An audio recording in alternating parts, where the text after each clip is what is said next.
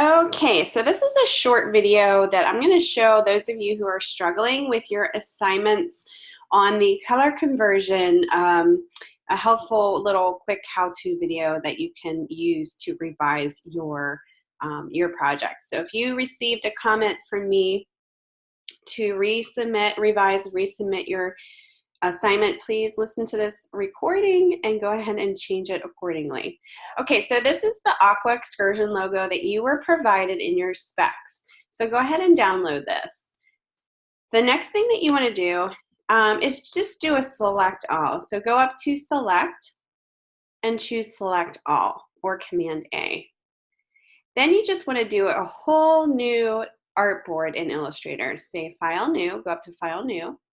And we just want 8.5 by 11 print is fine. And click create. You just want one artboard is fine. And then you're going to file place or Command V. I'm not file place, sorry. Edit paste. Command V. I usually do shortcut key. There we go.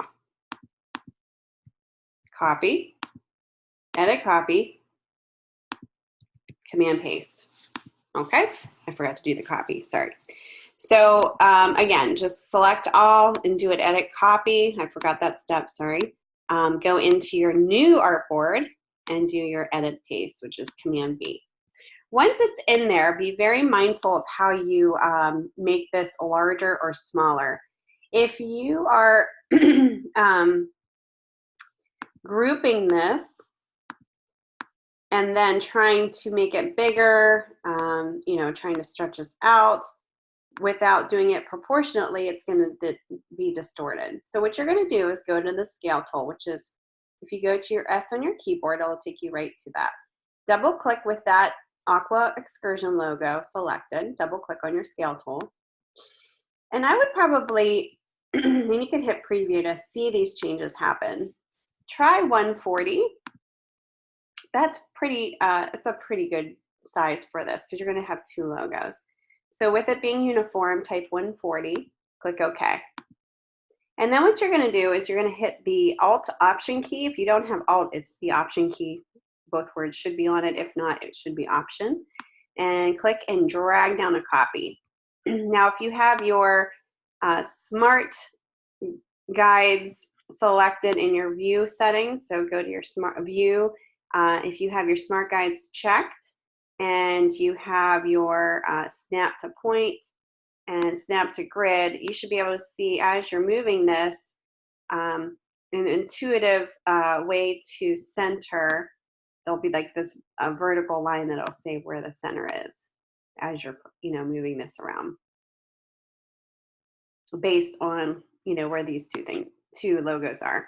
If you want to select both of them, do a shift select and then also center here with your align tool. That's fine as well. Just go ahead and center it in the middle of your page. I'm going to move this one up just slightly. Okay, so ungroup them, select, ungroup. And then what we're going to do is we're going to take the square tool and we're just going to draw out some squares. Hold the shift key down for the first square so it's proportionate, and then Alt drag it out as a copy. And what you're going to do for the first one, you're going to do 4 squares because that's your 2 color combination. And then you can Alt drag this down to your second one. This one's going to be 3 color.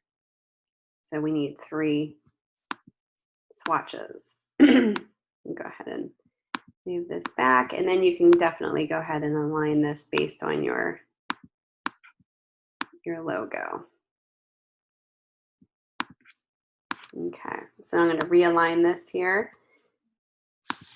Oops. You want to make sure you group it first before you do that, or else it'll kind of get screwed up there. Group your squares together, shift select, and then you can also align to center there as well. Okay, ungroup everything again. So you can do a select all and then ungroup, ungroup, ungroup. Okay. And then what we're going to do is we're going to go into your color palette in here. So go to your swatches. So window swatches. And what I want you to do is when you open this up, I want you to get rid of all of the swatches in here. If you have like what I have here, go ahead and get rid of all of these so it's not as confusing. So I'm going to start where it says black, and I'm going to hold the shift key down, and I'm going to hold it all the way down and select the very bottom color and just hit delete.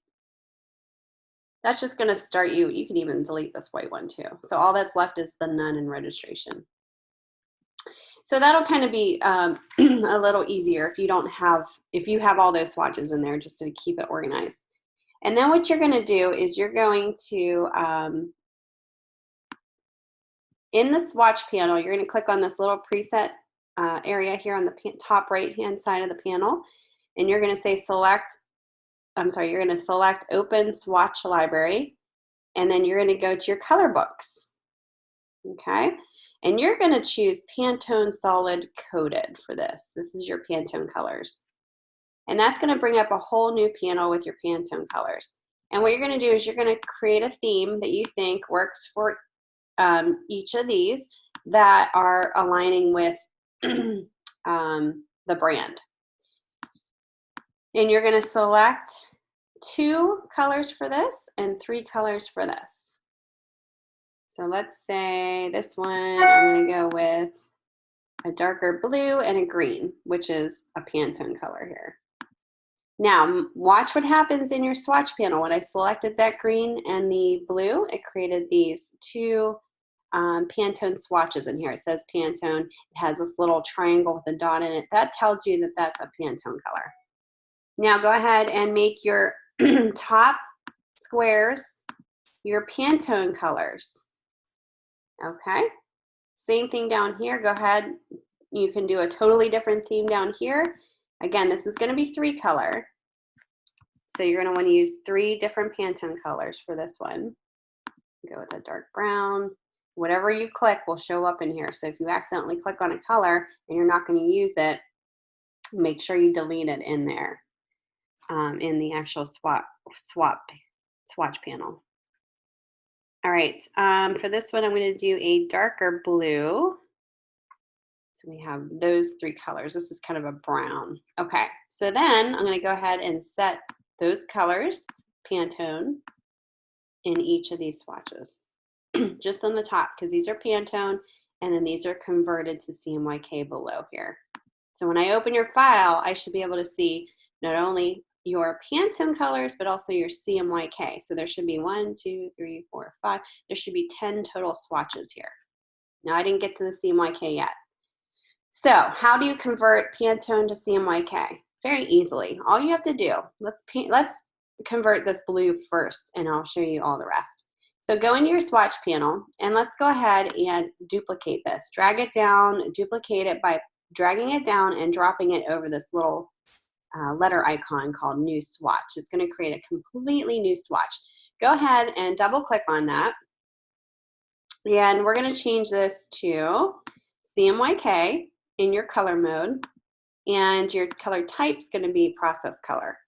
Uncheck the global swatch option. And you're going to add preview. And you're going to click OK. And that's going to change it. You can see right here, it becomes just a square. That little triangle disappears with the dot.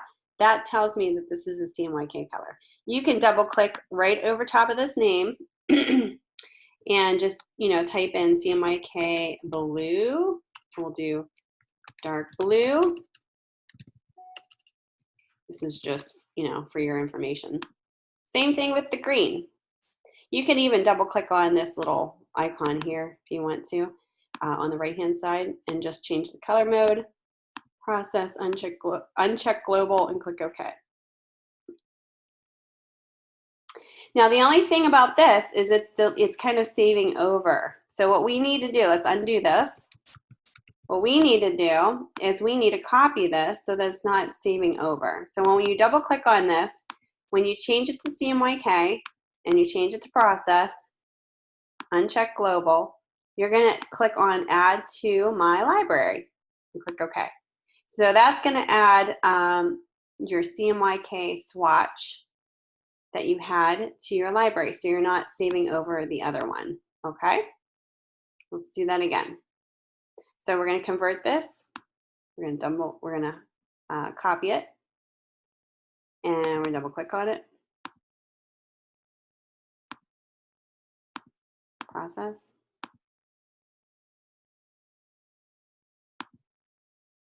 Oops.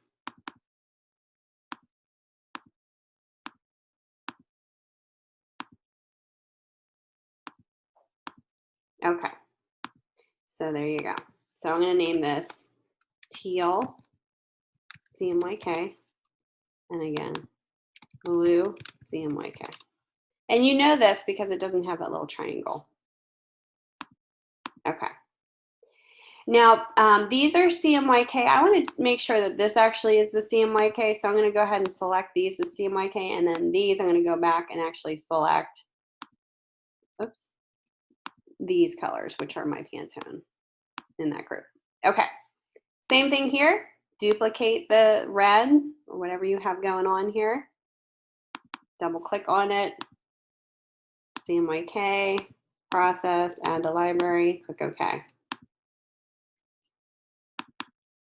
And I keep forgetting to check that. Sorry, guys. Okay. There we go. Okay, and then this one, we'll do a duplicate.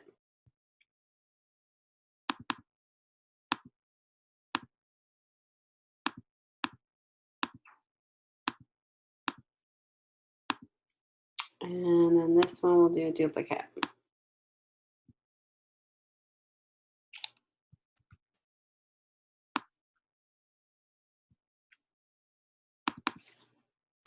So it's just a matter of a couple clicks, you know, it's really easy as long as you're following each of these. And we'll name this brown CMYK. We'll name this red CMYK. And I'm just double clicking over top. And we'll name this dark blue CMYK. And then again, you're going to have to set these, the bottom row should be CMYK, and the top row should be your Pantone colors. And then your logo should be also your Pantone colors. So if you need to switch that again, you need to be the Pantone colors. And I should probably check up here too. So I'm going to go in here and actually check each of these. So make sure you have these correctly assigned. And I'm just going to check these swatches here. Yep, looks good. All right, so I have, besides my none and my registration, I have 1, 2, 3, 4, 5, 6, 7, 8, 9, 10. 10 swatches. So I have 5 Pantone and I have 5 CMYK. And you can tell the difference, right? Solid squares are the CMYK. I renamed them so I could see too that they're CMYK. And then the Pantone are shown by the little corner white diagonal side triangle with a dot in it. And that's how you would do that. And then when you're ready, you're going to save this as an AI file. And you're going to need to upload your AI file to get, so that I can actually go in here and click on them and see if you have your swatches set. If you just upload your PDF, I won't be able to actually click in here. It won't show me any details because it'll be a flat file. So when I open your AI file along with your PDF, I'm going to go and look at your swatches and make sure you have all of these assigned. So save it as your AI file, send that to me as well. And then you're going to also export as a PDF based on your project specs. And you're going to send that as well. And you can zip those together along with your Word file. Don't forget, part 2 of this is your Word file, kind of reflection on the color, why you chose the colors that you did. All right, let me know if you have any questions, but I hope this clarifies any issues that you guys have had, and you guys can go forward with your revisions. Get those submitted as soon as you can if you're revising and resubmitting. Thanks, guys.